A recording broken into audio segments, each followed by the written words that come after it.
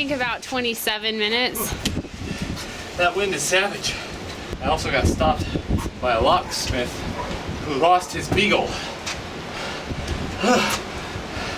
I was debating whether or not I should even run this morning, because wind and rain is a great excuse not to. But I'm glad I did, because even though today is going to be a great day, even if it all goes south from here, at least I exercised. And I can feel good about that. Ask your doctor about Motor peptide. I sold the WR250 motorcycle a couple months ago, and the price was pretty much spot on what we talked about in the video. In fact, the fella who called about it, I'm really proud of him. He broke the ice, and it was a little bit awkward. He said, "I have a strange question, but do you have a YouTube channel?" And I said, "Yeah, it's the motorcycle on YouTube." And I had planned to disclose that part of the motorcycle's history anyway, because I thought it was the proper thing to do.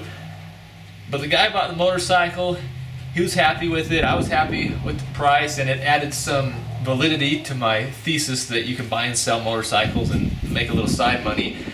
But I didn't sell the extra parts bike that I got with the original purchase. It had been sitting out under a blue tarp in front of the Shasta for the past couple of months. I planned to tear it down and sell the parts that were valuable. I didn't know much about the engine internals, but because of this wicked wind and rain we've been having, the tarp blew off and I witnessed my parts bike naked out in the elements. I was worried that some water might have gotten into the engine. So I dragged it inside here and I took off the cylinder and the cylinder head.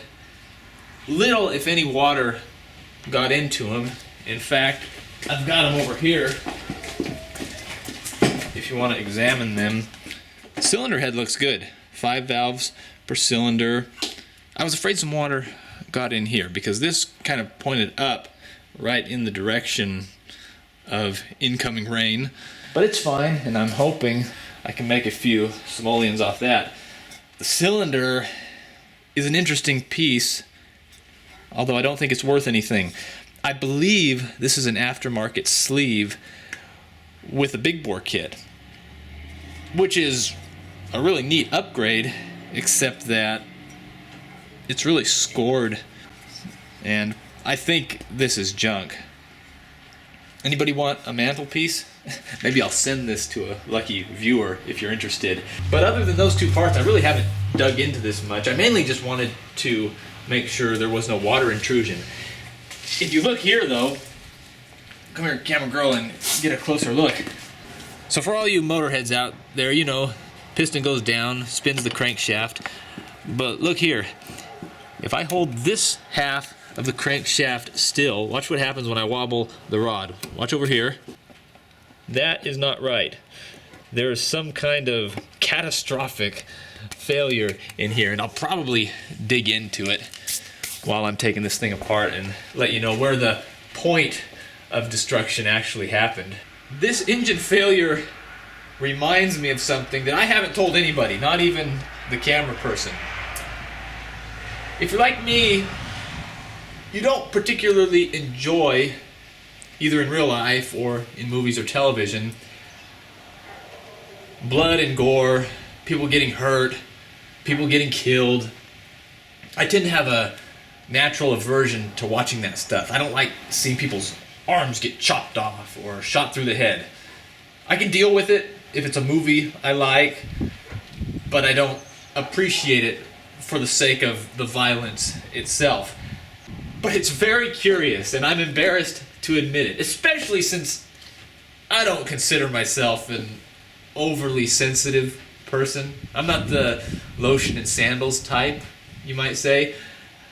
But I don't like watching engines fail. There's videos on YouTube that I've attempted to watch that show someone draining the oil out of their car and then starting the engine and pegging the throttle wide open and then backing up and just waiting for it to grenade. And I try to watch it. I don't know why. It's a total waste of time. But I try to watch it, But I get a similar feeling, although not as intense, as I get when I see a person getting hurt. It causes me discomfort. I don't like seeing a terminal situation for a mechanical thing transpire to catastrophic failure. Are you like that? I've never revealed this to anyone. I have limited psychological mental health background, but I have self-diagnosed myself with engine destruction sensitivity disorder. EDSD. Stamp it in the books. I admit it. I am a patient of EDSD, and pharmaceutical companies, if you're watching, if you had a bad quarter, feel free to run with that. Create a drug. Maybe this is a treatable condition, and people should not have to suffer with this. You can call the drug Gaserol. Well, That sounds like a different problem. yeah, I might need that anyway. Ask the wife. So that's it. I'm probably way off base. I may be too emotionally attached to machines. Who knows? Thanks for watching.